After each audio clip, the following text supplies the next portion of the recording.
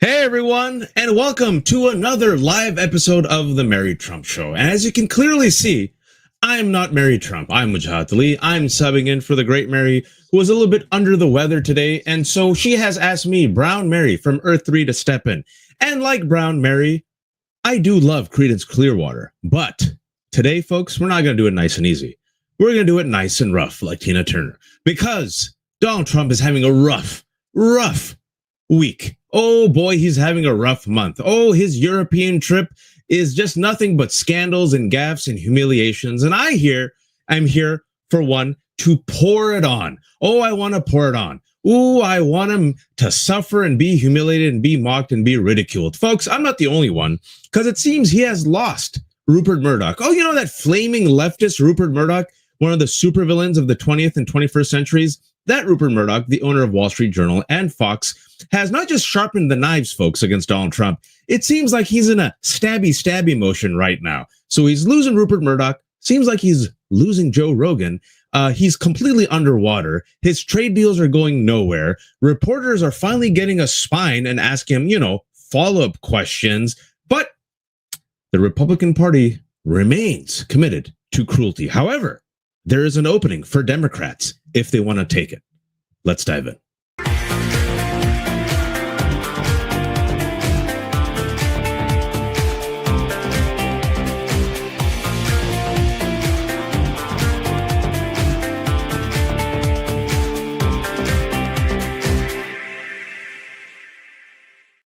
We don't need a National Lampoon version of Donald Trump's European vacation because, folks, it's a documentary.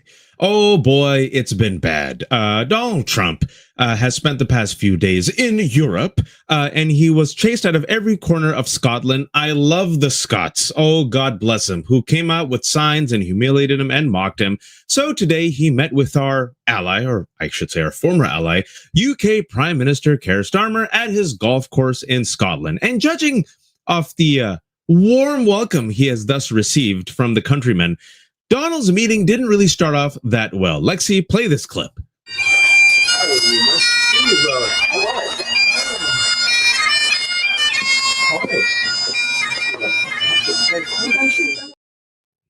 That's awesome. I need that to be the permanent soundtrack for Donald each time we see him, right? Like, I always had the Curb Your Enthusiasm soundtrack every time Donald does something, but I need these like squeaking bagpipes each time he moves, he walks, he gaffes. I need those bagpipes in my life each time Donald does everything. That was exquisite. Scotland, I love you. Inshallah, one day I will visit you. While the two leaders were supposed to meet and talk about, important things like alliances and Gaza, the genocide that's happening, and the trade war that is disastrous, and trade negotiations, Donald, being Donald, couldn't shut the F up. He just cannot shut the F up. And of course, he cannot stop to think about anyone else, has to hijack the spotlight, make it about himself, and engage in endless Festivus. For the most of us, Festivus happens once a year. For Donald Trump, it's every effing day. Even though he's the most privileged man on earth, he can't just stop whining and complaining. And he wants so desperately for the Epstein scandal and his friendship with Epstein to go away. And why can't people just stop asking about Jeffrey Epstein? Oh, the pedophile that he partied with since the late 80s. Oh, the pedophile that he was videotaped with. Oh, the pedophile who said that he was Donald Trump's closest friend. But like I said, reporters are finally getting a spine. And they're asking not just questions, folks. They're asking follow-up questions. Here's a clip. And by the way, I never went to the island, and Bill Clinton went there supposedly 28 times. I never went to the island, but Larry Summers, I hear, went there. He was the head of Harvard. And many other people that are very big people, nobody ever talks about them. I never had the privilege of going to his island. And I did turn it down, but a lot of people in Palm Beach were invited to his island. In one of my very good moments, I turned it down. I didn't want to go to his island. Yeah, you heard that right. I didn't have the privilege of going to the island where girls were sent to be raped. Donald Trump said that. You know why he didn't go to the island? Because the island came to him. Why would he have to go to the island when he was partying with Epstein? We know this. We have the videos. We have the evidence. Since the late 80s, folks, Donald Trump and Epstein partied in the 80s and the 90s. Donald Trump himself said in 2002, remember, Jeffrey Epstein, he's a great guy, likes girls on the younger side. He knew. We all know he knew. And Donald Trump, folks, for those who have forgotten, is liable for sexually assaulting E. Jean Carroll and for defaming her. This is a man who's had numerous double-digit credible allegations against him for sexual assault. This is a man who said, he wants to grab women by the pee, but when you're rich and famous, they'll let you do it. Never apologize for it, says it's locker room talk. If you just look at the obscene things that Donald Trump has said, even about his own daughter, I want to remind people in the first Trump administration, it was his chief of staff, John Kelly, who allegedly told Donald Trump, excuse me, sir, that's your daughter, when he was talking about her legs and her breasts. This is Ivanka, right? This is a man who literally, there's a timeline of him when he was partying with Epstein, just pointed at girls, 14-year-old girls, 12-year-old girls, and said, in 10 years, I'll be dating her. He's the one who talked about his baby daughter, Tiffany's body. She's got Marla's legs. Let's see if she has this. This is a sick man. This is a man who partied with Epstein, who knew that Epstein was partying with young girls, abusing young girls. And I want to remind people, the sweetheart deal that Jeffrey Epstein was given in 2008. And folks, Obama wasn't president. You know who was president during the time? George W. Bush. In Florida, the person who gave Jeffrey Epstein the sweetheart deal, where he was a convicted pedophile, but he never went to jail for 6 out of the 7 days. Guess what? He stayed out of jail, where he continued with his predatory behavior. And then he was allowed to self-report to this type of Club Med jail, right? The person who gave him that sweetheart deal, Alex Acosta. And Alex Acosta ended up being Donald Trump's labor secretary. I bring the receipts. Like I said, we're going to do it nice and rough. We're going to pile it on Donald, all right? I bring all the receipts today. But folks, still, that wasn't the worst gaffe. There were more. Lexi, play the one that's even worse than this one. People keep writing stories about the time you flew him out of Mar-a-Lago. Can you settle that? What was it about? What caused the breach with him? That's such old history. Very easy to explain, but I don't want to waste your time by explaining it. But for years, I wouldn't talk to Jeffrey Epstein. I wouldn't talk because he did something that was inappropriate. He hired help. And I said, don't ever do that again. He stole people that worked for me. I said, don't ever do that again. He did it again. And I threw him out of the place, persona non grata. I threw him out, and that was it. I'm glad I did, if you want to know the truth. Oh, it wasn't, the international sex trafficking. Oh, it wasn't the grooming and abusing of girls. Oh, it wasn't, decades of pedophilia.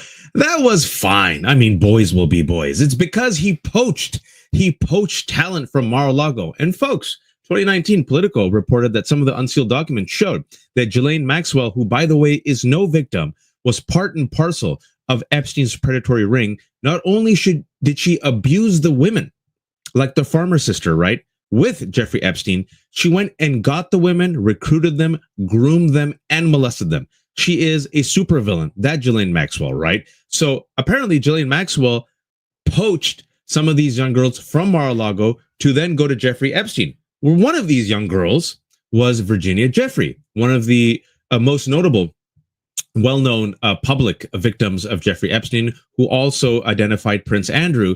And that Virginia Jeffrey, folks, I just want to remind folks, because we're talking about the scandal, we're talking about the links, and we're talking about Epstein and Trump, but it's very important for everyone to know that there are victims.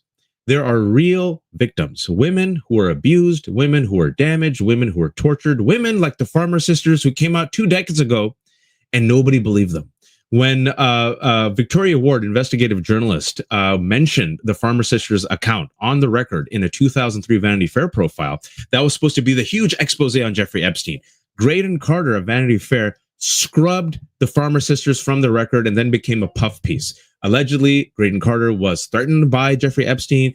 Vicky Ward, who was pregnant with twins, said she was threatened by Epstein, right? And everyone knew this was happening, folks. 2008, he gets a sweetheart deal. He continues harassing all these folks. And Donald Trump, as we know, said, that Epstein, he's a great guy, likes the girls a bit young, though. And in Michael Wolff's audio conversations with Jeffrey Epstein, Epstein says, you all heard him, I was Donald Trump's closest friend. So did they have a falling out over, the predation on young girls. Oh, sexual abuse. Oh, pedophilia. Oh, no. He had an opportunity here, folks. The whole world is watching. And Donald Trump, because he's such a sociopath, he's so cruel, he's such a misogynist, couldn't even bring himself to be empathetic towards the young girls. Just lie and said, he's a pedophile, he was convicted, that's why I stopped hanging out with him. Couldn't say that. Instead said, he took some of my talent from Mar-a-Lago, and then, I should be praised. Why aren't you guys praising me for stopping associating with them, okay? And other people say the big rift came in 2004 because they had a dispute over real estate. Not people, real estate, all right? Now, so we got Ghislaine Maxwell. Newsmax is I'm a masochist for you folks, so I follow the right wing so you don't have to. Newsmax tried a couple of days ago to call her a victim. I want to repeat, she is not a victim. She is a sex predator. Epstein could not do what he did without Ghislaine Maxwell, her contacts, the fact that she was a woman, she was polished, she used to meet these girls, groom them, and bring them in, right? She was like, she lured the bait. And not just lured the bait for the predator, the monster, the wolf, she actively also abused them. So that Ghislaine Maxwell's in prison where she belongs. And lo and behold, notice that Todd Blanche, the assistant attorney general, deputy attorney general, who also used to be Trump's personal attorney, has spent the past 2 days talking to Ghislaine Maxwell. I wonder what they've been talking about. That slideshow, show me that photo again one more time, Lexi. Yep. Ghislaine Maxwell's meetings with Justice Department shrouded in secrecy. So, folks, what do you think? What do you think the legal team is doing? If I'm Ghislaine's lawyer, I'm going to be transactional because I know this is a quid pro quo administration and Donald Trump, his back foot is against the wall. So let's see. Play that clip. Let's see what happens. Convicted sex trafficker and Epstein associate Ghislaine Maxwell has filed an appeal with the Supreme Court in hopes of overturning her conviction. Earlier today, President Donald Trump was also asked about whether he would consider a pardon for Maxwell, and here's what he had to say. Well, I'm allowed to give her a pardon, but nobody's approached me with it. Nobody's asked me about it. It's in the news about that aspect of it, but right now it would be inappropriate to talk about it. Shocking that 2 days after meeting Todd Blanche in meetings that are shrouded in secrecy and given a type of immunity, that now Maxwell's attorneys are saying, hey, pardon from the Supreme Court that has rubber stamped pretty much all of Donald Trump's wishes through the shadow docket. The same Supreme Court, completely corrupt right-wing hacks in black robes, who gave Donald Trump, let's be honest, it was Donald Trump, even though Biden was the president at the time. They weren't talking about Biden. They gave Donald Trump absolute immunity for actions done within the scope of his presidency. Folks, that team of Ghislaine Maxwell, now after 2 days of meeting Todd Blanche, is let's just appeal to the Supreme Court. In the immunity brief, Maxwell and her legal team argued that her conviction, and if this makes you vomit in your mouth and pissed off, it should, folks, should be tossed because the U.S. broke its own immunity deal when it went after her. Here's ABC News' Jay O'Brien with a breakdown of Maxwell's legal approach. Yeah, so this is Ghislaine Maxwell and her attorneys going to the U.S. Supreme Court to essentially say that her conviction should be tossed out because she was covered, they argue, under a 2007 non-prosecution agreement that Jeffrey Epstein reached with the U.S. government and specifically the U.S. Attorney's Office for the Southern District of Florida. The way that this agreement came together is that federal prosecutors, again, this is in 2005 to 6 to 2007, went to Jeffrey Epstein and said that if you pled guilty to state charges and you registered as a sex offender, the government wouldn't prosecute you for federal charges, and therefore they give him this non-prosecution agreement, which doesn't just name Jeffrey Epstein, but it also names alleged co-conspirators, both named and unnamed in this non-prosecution agreement. So what Ghislaine Maxwell says is, okay, that non-prosecution agreement that the government reached with Epstein in 2007 also applies to me. That's the argument she's giving to the United States Supreme Court. Folks, it goes back to the sweetheart deal of 2008. Florida, who was the U.S. attorney? Alex Acosta, who later became Trump's labor secretary. Who was the attorney general of Florida at that time? Pam Bondi. Who is Donald Trump's attorney general right now? Pam Bondi. Alex Acosta, by the way, folks, is still alive. I would love to ask him, why did you give this convicted pedophile a sweetheart deal and released him back to the wild? And yes, some people in the comments, I'm reading Ghislaine Maxwell, weren't they committing crimes after 2008? They were, because they got a sweetheart deal. She was not in prison in 2008. And even Epstein only self-reported 1 day of the 7 days of the week. So these are questions that, I don't know, some people should ask. And of course, because it's quid pro quo, we've been seeing this, folks. I love incompetent villains. These people are so reckless and so incompetent that they telegraphed this a few days ago. If you were paying attention, Maxwell's lawyer, David Oscar Marcus, was tweeting back and forth with Todd Blanche. Yes, they were doing the quid quo pro on X, Elon Musk's Nazi site. Ghislaine's attorney, Marcus, tweeted about the appeals today with a clear intent to suck up to Donald because he's been paying attention. You know, if you're out there and offer him $1 billion plane, $450 billion plane, why not? Kiss up to him, stay at his properties, lavish him with praise, give him money, give him crypto money, right? I want to remind people that Donald Trump, with sheer just naked corruption that we don't talk about, if Biden did this, my God, openly had, anyone who is the highest bidder and buys my Bitcoin got what? Access to Donald Trump. You all remember that? And foreign countries and anonymously are like, that's the greatest way to suck up to Donald Trump, right? Can you imagine if you're a foreign country or intelligence of foreign country, spend a couple $1 million, buy some of Trump's shitty Bitcoin, and voila, you have the ear of Donald Trump. So Maxwell's team is not stupid. They realize, kiss up to Donald Trump, suck up to him, and we might just get a pardon.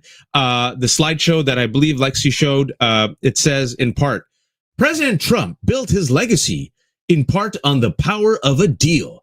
And surely he would agree that when the United States gives its word, it must stand by.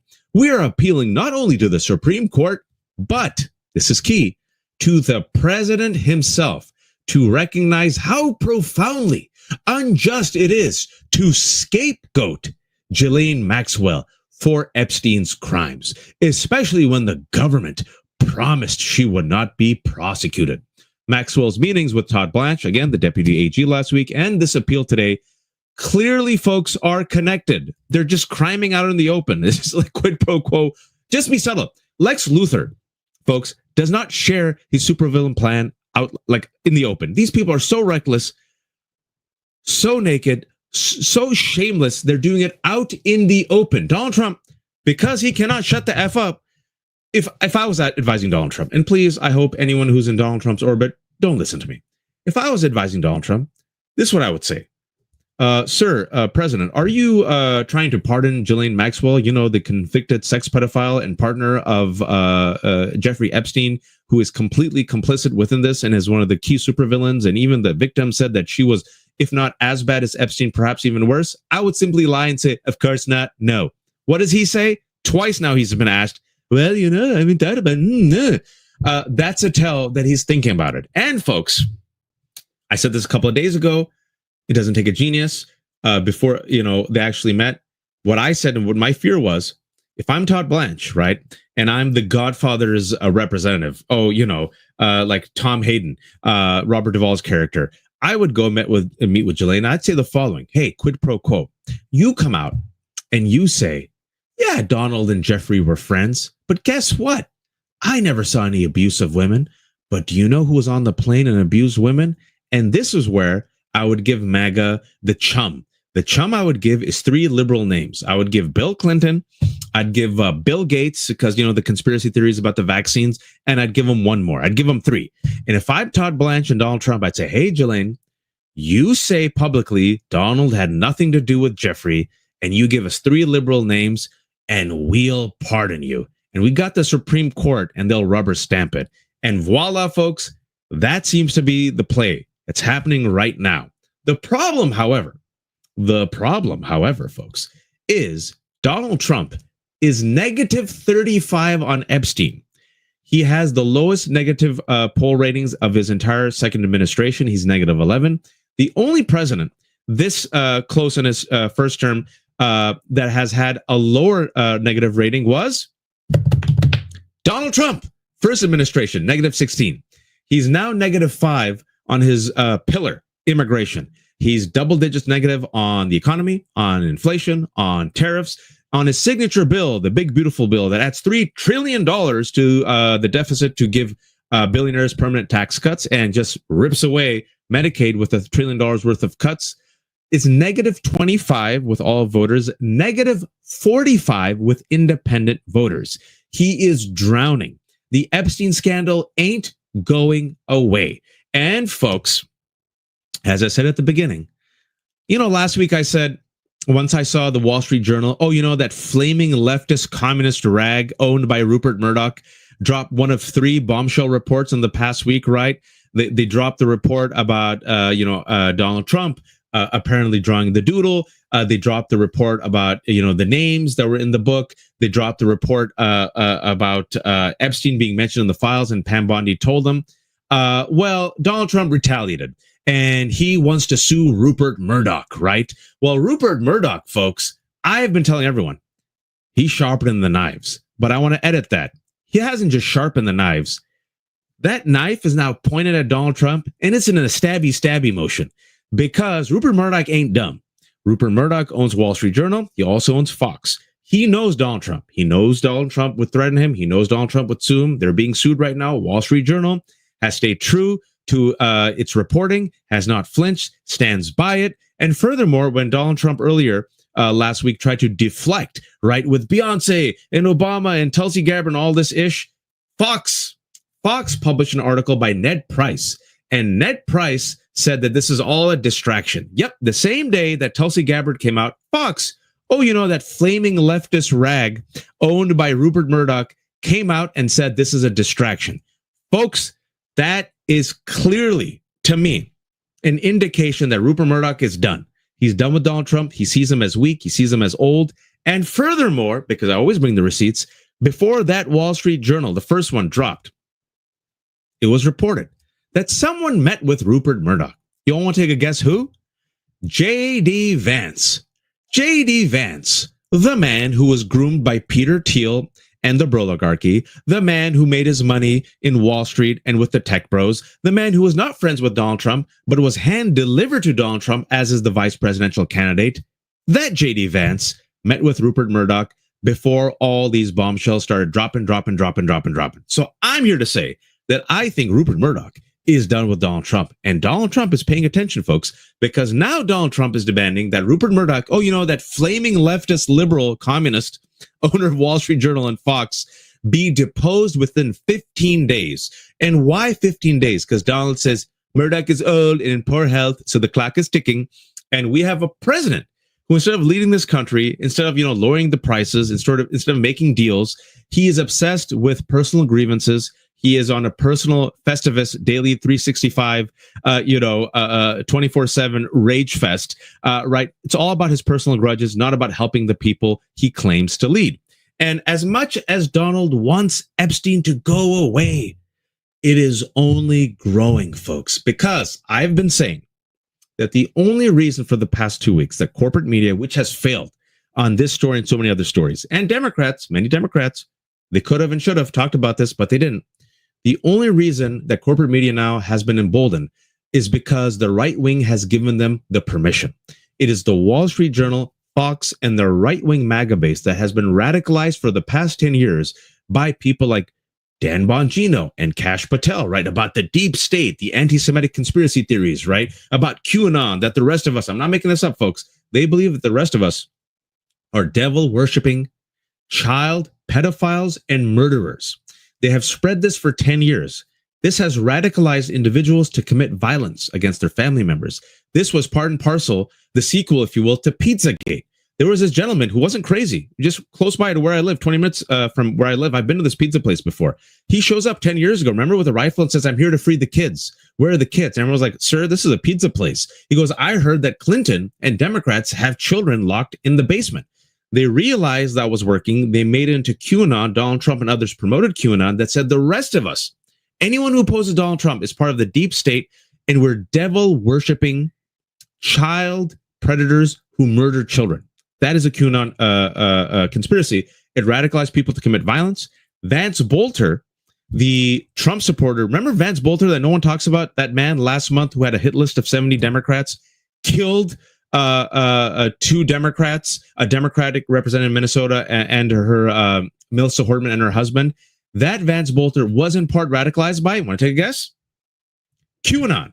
Ashley Babbitt, the violent insurrectionist who showed up on January 6th. She was radicalized by QAnon.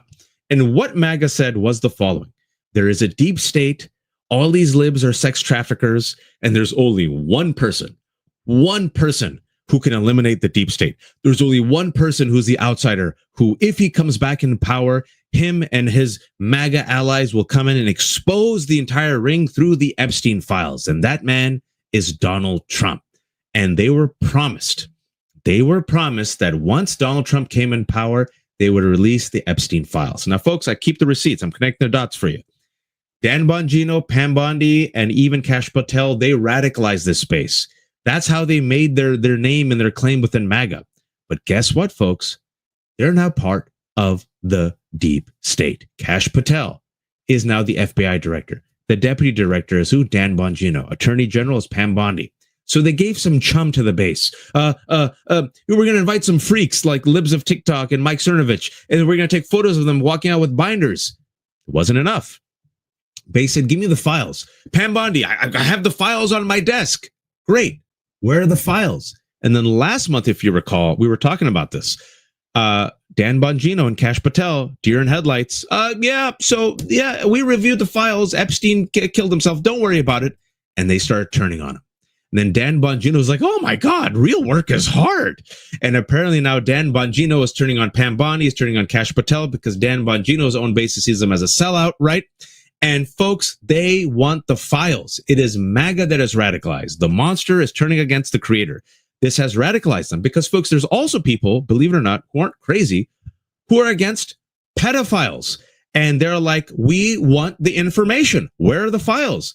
And the reason why the information is never, ever, ever, ever going to be released is because, as we found out through the Wall Street Journal, Pam Bondi told Donald Trump in May, his name is in the files. That means, folks, that Donald Trump, number one, lied to the American public when ABC News asked him, what did Pam Bondi say? Did she say you're in the files? He said, no, she's doing a great job. And number two, everything for the past 2 months has been a cover-up. So you keep on the Epstein files to weaken Trump, to get all the names. I've said this before. I say it again. I don't give a shit if Clinton's on that, philanthropists, celebrities, if it is shown that these people aided Epstein and Maxwell in preying on young girls, F them all to hell, right? Well, you need justice and accountability for all these girls. Virginia Jeffrey killed herself in April, folks.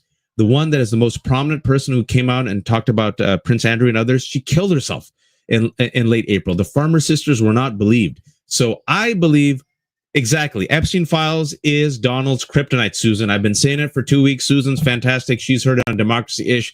This is his kryptonite. And I want to say one last thing before we move on. Nancy Pelosi, about a week and a half ago, was on MSNBC. And Chris Lansing talked to her about the Epstein files, right? All of us are saying, okay, just strategically, he's negative 35 on this. His own base is rupturing on this. Maybe triple down on it. What did Nancy Pelosi say? We should move on to bread and butter issues. And you're like, what? What? So, I don't know, but if I have to guess, Nancy Pelosi probably is trying to run cover for Clinton and some others. And I'm saying, I don't give an F. Bring it all out into the public. And folks, he's even losing Joe Rogan. Show me the slide, Lexi. For a man who loves to weave, Donald's found one subject that won't go away. He can't bullshit his way out of this one. Freaking Joe Rogan isn't letting go of this. Joe Rogan talked about Epstein 40 times, according to the CNN. And specifically on an episode of Joe Rogan Experience, Rogan called the Trump regime's refusal to release the Epstein files, quote, a line in the sand. So Trump is flipping out. Are you all with me? I'm going a bit longer than I should, but if you're all with me, I'm going to keep rolling. Lexi and Mercedes have told me something. Breaking news from Mercedes. The United States federal workers, including supervisors, can attempt to persuade their colleagues, to join their religion. according to a new directive from the director of U.S. Office of Personnel Management, who runs the U.S. Office of Personnel Management, Russell Vought. Who is Russell Vought? A white Christian nationalist and the co-author of Project 2025. While the memo outlines some commonly accepted practices like allowing federal employees to pray in the workforce or wear religious attire, it takes a step further in saying that workers may engage in, quote, attempting to persuade others of the correctness of their own religious views, as long as such efforts are not harassing in nature. And while this is happening, thank you so much, Mercedes, for that breaking news. While this is happening, anti-DEI measures. Pete Hegseth is scrubbing all affinity groups, scrubbing Muslim groups, South Asian groups, black groups, right? Can you celebrate Ramadan? Probably not under anti-DEI measures. So anything that is not white or Christian is being openly scrubbed. Folks, this is white Christian nationalism. This is Russell Vought and his white Christian nationalism. This is Pete Hegseth and his white Christian nationalism. And Lexi, let's talk about Pete Hegseth for a second. We'll go back to Cooper. Folks, I want people to know that Pete Hegseth wrote a book called American Crusade. Pete Hegseth is a man whose own colleagues said that he has an alcohol problem. Pete Hegseth is a man who has these tattoos that are now associated with Christian nationalists, right? Deus Vult, God wills it, the Iron Cross tattoo. Not everyone who has it is, of course, a Christian nationalist, but in the last 20 years, along with the ideology and the talking points, it's very clear that this is who Pete Hegseth is, right? Furthermore, Pete Hegseth's own colleagues in the army, in addition to what he was saying and these tattoos, reported him to his supervisors as a potential threat. That man is now our Secretary of Defense. This is the same man who drunkenly 10 years ago apparently said, kill all Muslims. It is very clear that there is a white Christian nationalist agenda for people like Pete Hegseth and Russell Vought. For others like Elon Musk, it's about the oligarchy, but also some racism. For RFK, it's the eugenics and the racism, right? But the central focus here is power and racism by any means necessary, and also a Christian nationalist bent. As we know, Justice Alito flew two flags associated with the January 6th insurrection. One of them was the Appeal to Heaven flag that, again, has been misappropriated by Christian nationalists. So speaking about Pete Hegseth, speaking about the world's most mediocre men failing up, speaking about DUI hires, this freaking absolute sham of a Secretary of Defense man who talks about merit, but has none, only got to his position because he's white, Christian, male, and Donald Trump thought he would be, good on TV. This mother effer has completely been an absolute scandal. This is a man who even military.com, which is actually a good website for those who are in military families, said that the military laughs at him, right? That people don't even want to be part of his team, right? This is a man who literally, folks, Signalgate that should have gotten anyone else fired, copy-pasted confidential information that revealed not just our battle plans, but also compromised our troops, and copy-pasted in Signal, an unsecure app. He tried to get a dirty line into his office in the White House. He also invited his wife, who has nothing to do with the administration, to write to these apps, right? And then they lied about it. So he has already leaked, if you will, confidential information. And let's remember that Jeffrey Goldberg, the editor-in-chief of Atlantic, was invited to that Signal chat, right? That Pete Hegseth, according to the Washington Post, that Pete Hegseth, Defense Secretary Pete Hegseth, was quietly ordered to stop using polygraph tests on his own staff after one of his senior advisors raised concerns directly with officials in the West Wing. That advisor, Patrick Weaver, feared he was about to be forced to take a lie detector test as part of Hegseth's internal crackdown on leaks, because, folks, there are a lot of leaks. A lot of this information we got on Pete Hegseth, that's coming from inside the White House. And some people think it's Susan Wiles. Just saying. So Weaver, who is a Trump loyalist, hardcore MAGA, associate of Pee Wee German Stephen Miller, complained to the White House this spring. And soon after, someone close to the administration made a phone call. And the polygraph operation was shut down. Before the intervention, Hegseth had already subjected multiple aides and military officers to polygraphs. Two of the Pentagon's highest-ranking officers, including Lieutenant General Douglas Sims, Director of Joint Staff, was threatened with tests. Sims was also passed over for promotion to 4-star general. 4-star general, despite support from the chairman of the Joint Chiefs in what senior military officials viewed as political retribution. Fascists turn on everyone, folks. We knew this was going to happen and happened within 6 months. Petty, egotistical people, completely unqualified, who want power by any means necessary, turning on each other like rabid rats. The polygraph campaign began after Hegseth fired 3 senior Pentagon appointees, accusing them, this was another huge scandal, accusing them without evidence of leaking to the media. That led to a formal leak investigation approved by Hegseth and carried out with help from his personal attorney. The Pentagon declined to comment on the polygraph program, with a spokesman calling the reporting months-old workplace gossip and fake news. Nope, real news, real news. The leaks came from within the White House, and the White House itself told Hegseth to knock it off. But this new revelation that the White House itself stepped in to stop the polygraph tests suggests that even Trump's inner circle, right, saw these loyalty programs as going too far and risking blowback inside one of the most sensitive agencies in government, the Secretary of Defense, folks. The former Secretary of Defense, Lieutenant General Austin, black man, O10 rank, 4-star general.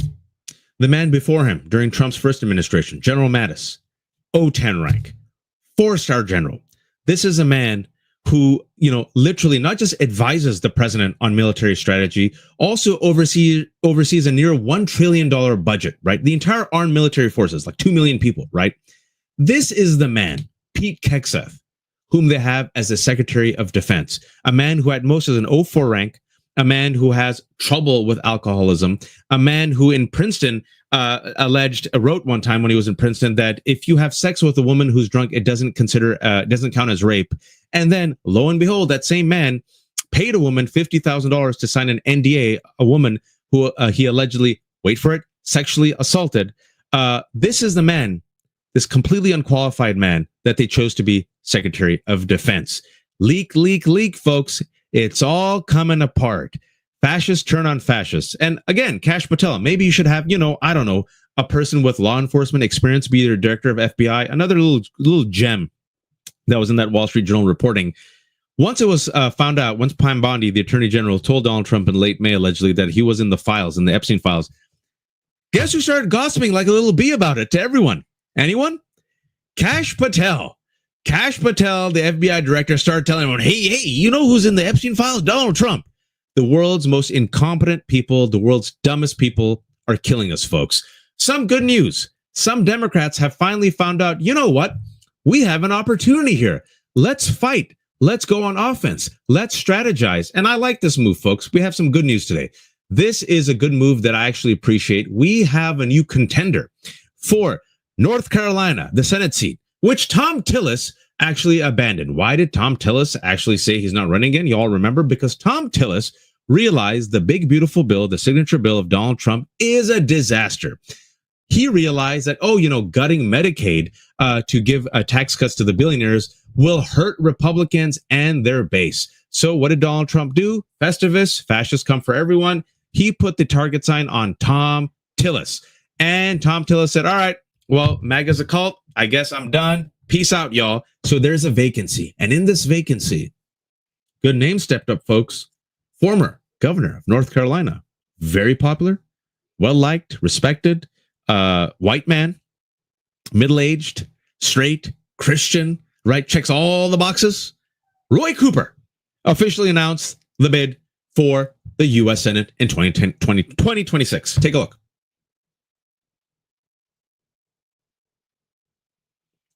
Yes, certainly big news this morning, Naya. The former two-term Democratic governor here in the state of North Carolina making it official through a video posted to social media. Cooper entering, of course, could help Democrats as they attempt to retake the majority in 2026. The Dems need 4 seats, with most of the races in states President Donald Trump previously won, so no easy challenge. It's probably the best of all ideal candidates, somebody who can raise a ton of money, who sparks national interest, and who has a track record of winning 6 times at the statewide level. Is a good pick. He could actually flip it. And North Carolina, folks, it's more purplish than red. It's a good pick, and Donald Trump has thrown all his weight behind Michael Whatley, the Republican RNC chair, best known for parroting Trump's election lies. Yep, RNC chair Michael Whatley. Let's see these Trump poll numbers and Republican poll numbers in 6 months. I don't think it's going to work out well for him. But the race isn't just about the Senate seat, folks. It's a referendum on democracy. It's a referendum on cruelty. It's a referendum on the oligarchy. It's a referendum on Trump. And in South Carolina, we're seeing a messy brawl between the Republicans. This is juicy. Take a look. Senator Lindsey Graham now has a new challenger for his seat. Paul Dans, who's a chief architect of Project 2025, is set to formally announce his campaign at an event on Wednesday here in Charleston. Dans reportedly told the Associated Press that the Trump administration's federal workforce reductions and cuts to federal programs are what he had hoped for in drafting Project 2025. He says that there's more work to do, particularly in the Senate. Project 2025 is a political initiative to reshape the federal government here in the United States. Dans joins a very crowded field ahead of next year's midterm election here in the Palmetto State. Graham has held that seat, though, since 2003. My prediction, Paul Dans ain't gonna be the only one. They're sensing blood in the water, folks. Fascists turn on everyone. They're sensing blood in the water. We're in the sharpening the knives moment here. Stabby, stabby, folks. And Lindsey Graham has permanently resided in Donald Trump's anus for the past 10 years. He's been jockeying for a position with Ted Cruz. Forgive me for that mental image, but I had to go there. And now Lindsey Graham humiliated himself. You all saw that Kristen Welker meet the press, got some cojones and kind of went after Lindsey Graham, who was sent by Donald Trump, right, to run interference and distraction. But she got him. And she said, it seems like you're distracting on the Epstein file. So Lindsey Graham, his days might be numbered. Oh, Lindsey Graham, look at what they make you give. To quote the Bourne Identity, look at what they make you give.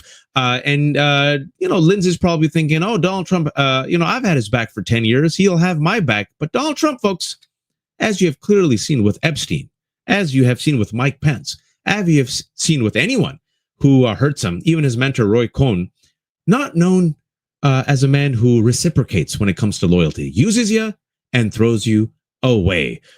Folks, we also have some Democrats doing the right thing, in my opinion. Democrats are waking up to the changing winds. Democrats are finally listening to their base. Democrats are finally seeing what's happening in the world. And Democrats who should have learned in the 2024 election, because the writing was on the wall, that supporting Benjamin Netanyahu and the extremist Israeli regime and their continuing war crimes and genocide in Gaza will do them no favors with their base, still went along with it. I know people might not like hearing this, folks, but this is my opinion, and I'm going to say it. The genocide that's happening in Israel, I'm not the only one who's saying it. Amnesty International said it. Omar Bartov came out with a fantastic piece in the New York Times you should read last week. He's seen as one of the foremost sober scholars on genocide, a Jewish American man, born in Israel, served time in the IDF. He resisted calling it a genocide, and then last week in the New York Times wrote an article saying, I'm a scholar on genocide. This is genocide, right? The Biden administration and the Trump administration have been complicit in arming Israel, funding Israel, and Netanyahu. Netanyahu came 2.5 weeks ago, again visited America. And folks, you would think with CNN, Pew, and Gallup showing you these remarkable polls, and I've said this before, I'm old enough, I got the gray hair. There was only 2 times in my life that I've seen such a remarkable shift in the American population. The first time was Obama term 1, Obama term 2, when it came to marriage equality. If you all remember, Obama term 1, the gays, we love the gays, but marriage is between a man and a woman. Obama term 2, hooray gays. Hey gay, come here. Let me take a photo with you. Marriage equality. A remarkable shift that happened. And you saw, crack, the dam broke. And finally, there was a shift where a majority said, you know what? Yeah, we're behind marriage equality. It took decades worth of work. In the last year and a half, with the genocide streamed to people's phone in real time, you see a radicalization of people here and abroad saying enough is enough. You're seeing young people, historic shift, being pro-Palestinian. They want Palestinian freedom. They're not supporting Israel. You're seeing a shift even in MAGA, folks. America First, where a lot of people, even Joe Rogan, Theo Vaughn, all these other, Marjorie Taylor Greene. The fact that I agree with Marjorie Taylor Greene on this makes me vomit in my mouth, right?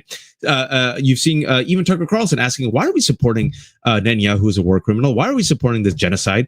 And now, folks, a recent report came out just a couple of days ago where the Israeli military called out the Israeli government's lie. The Israeli government, since the summer, has been lying and saying we cannot send Palestinians aid because Hamas has been stealing them. Since May, folks, since May, more than 1,000 Palestinian civilians who are starving have been killed by the IDF. These Palestinians in Gaza are going to these food aid distribution sites. And just recently, Haaretz did an expose where IDF soldiers, on the condition of anonymity, said they were commanded to shoot at these unarmed, starving Palestinians who were trying to get aid. The IDF soldiers called it, quote, a killing field.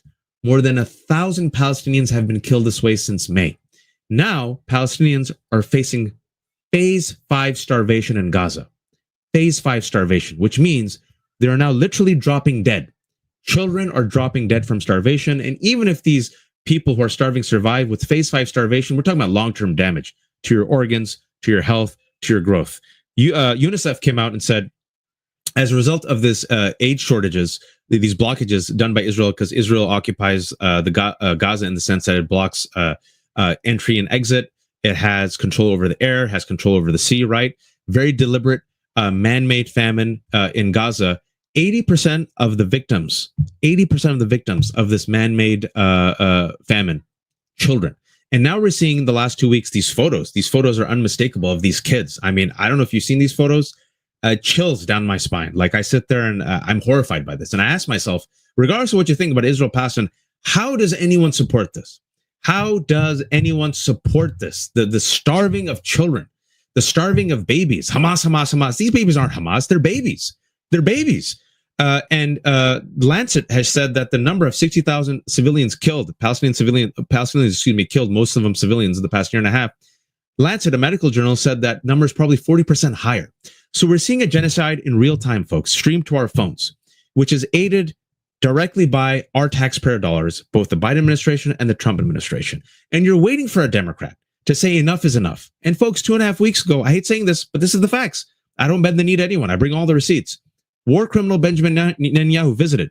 You know who took a photo of him? Go Google this. Go see the photo. A bipartisan photo was taken with war criminal Benjamin Netanyahu. You know who was in that photo? Chuck Schumer, Cory Booker, Jackie Rosen, Adam Schiff, Chris Coons, and Amy Klobuchar. And you're sitting there thinking, your base is telling you this is deeply unpopular. You've seen all the polls. And literally, you double down on this. Well, something about seeing the photos of babies' rib cages has moved people.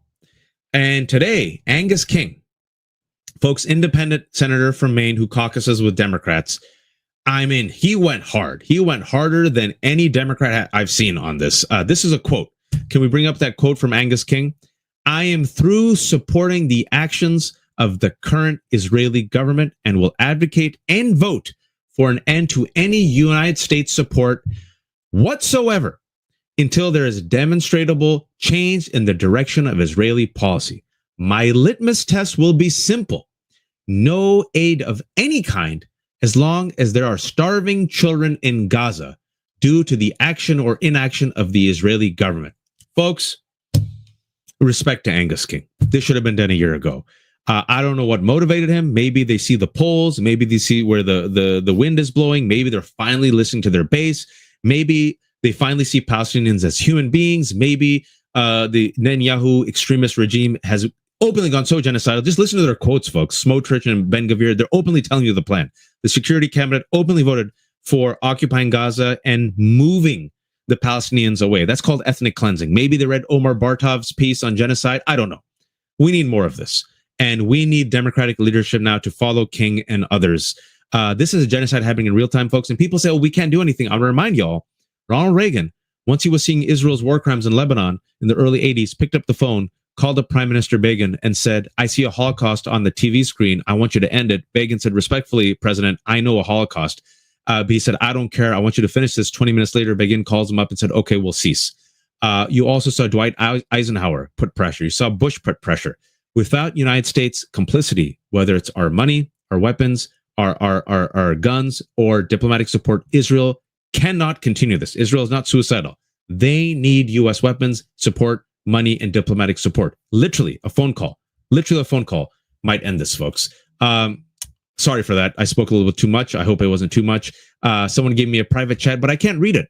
What was the chat? What are you saying? Hold on one second. Someone's sending me a note, probably telling me to stop talking. Lexi says, hey, you're talking for too long. Stop talking. Sorry, Lexi. I'll wrap it up. Usually this goes for 40 minutes. She goes, hey, it's 7 o'clock in 10 minutes. But we got 6,500 people here. I hope you all don't mind my little rant. I thought it was important. And speaking about the cruelty, folks, why this is all connected. And before we get to some good news, we're going to talk about another aspect of cruelty, which is so clear, so naked, so shameless. Folks, Republicans spent $200 million on attacking trans people. And it won, folks. It won over a lot of well-intentioned folks who saw trans people as the boogeyman. Only 1% of the population, right? But people said, I know, I have friends who said this. You have friends who said this too, Democrats. The trans, too much. The trans, I'll be okay with the gays, but not the trans. And then they went after undocumented immigrants. I like the legal immigrants. Some undocumented, though. They come here the wrong way. F them. Then they went after pro-Palestinian students. I don't like these chants. These Palestinian students, I heard they're Hamas. I heard Mahmoud Khalil's Hamas. Yeah, F them. I don't care. They detained Mahmoud Khalil illegally for 105 days. Zero crimes. The man missed the birth of his child. Rumeysa Oster, Turkish grad student, literally kidnapped by masked armed ICE agents in the middle of the day. Why? Co-wrote an op-ed. And then people saw, why are these legal El Salvadorans being kidnapped and renditioned to the prison, CCOT? Wait a second. Whoa. We didn't vote for this. Whoa. Kilmar Abrego Garcia is being tortured. Whoa. The barber who came here legally, who's a gay man, who just finally got released. He's being tortured. Whoa. Masked armed ICE agents are now terrorizing my communities, going into preschools, trying to get kids. Literally, ICE has deported legal citizens, at least 70 that we know of, kids, right? And their families. And people said, whoa, this is too much, which is why Donald Trump is underwater on immigration. But that hasn't stopped MAGA. Here's super Christian Nancy Mace.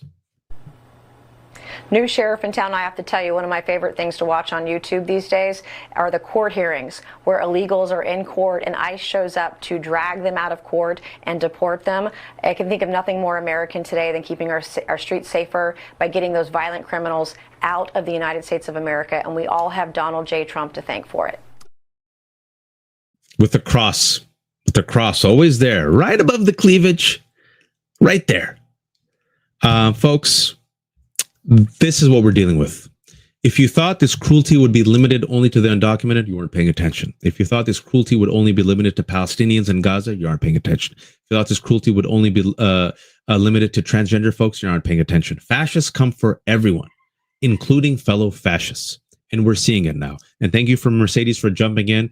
Christian nationalists come for everyone also. White Christian nationalists. They want this country to be a white Christian nation. They believe God has favored them and allowed them through any violent means necessary and any illegal means necessary to take control and dominion of the United States of America.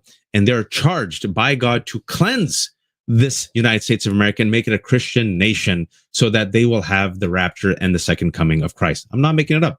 And they believe in warrior Jesus. And there was a actual footprint of Christian nationalism on January 6th. Look at the slogans, look at the flags. And again, I want to remind you, Samuel Alito's wife flew not just one, but two flags. We're dealing with fascists. We're dealing with a violent authoritarian movement that goes after the most marginalized. And the rest of us think we'll be safe until we aren't. And then you have the Pastor Niemöller quote. First they came for, and then they came for, and then they came for. So now, hopefully, eyes wide open, folks. Trump is weak. What's weakened him? Not the January 6th insurrection. Not, fraud. Not being a criminal. Not, the sexual assault of E. Jean Carroll. Epstein. And this is a wedge we should further just divide it. To quote Ken Watanabe's character from Godzilla, let them fight. And let there be justice and accountability for all the women and all the marginalized communities. Folks, I was stepping in for Mary Trump. She will be back. Don't worry. Tomorrow, she was just feeling a bit ill. I gave you a lot today, but we need some catharsis. We need some release. And we will have release with your emotional support moment of today. And today's emotional support moment, which made me smile, it made Lexi smile, is two beavers eating a potato.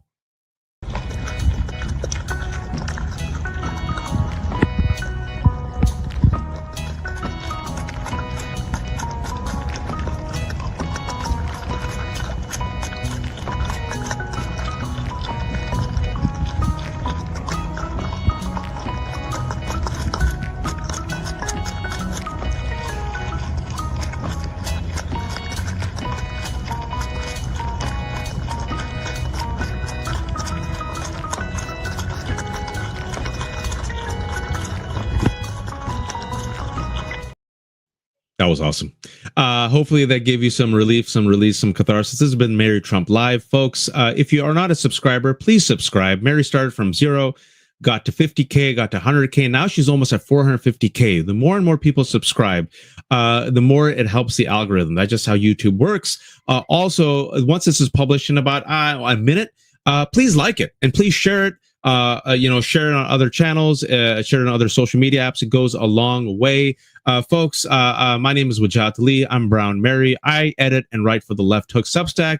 I have no paywalls. Everything is free. If you have not become a subscriber, please become a subscriber. It's the lefthook.substack.com. I think people seem to enjoy it. If you have a few bucks, hey, send a few bucks my way. I have 3 kids, but I decided against paywalls because I believe it's too important. The information needs to be out there. I know people are struggling. So give what you can when you can, but I believe we need an informed electorate to fight back against white Christian nationalism, racists, nativists, and fascists.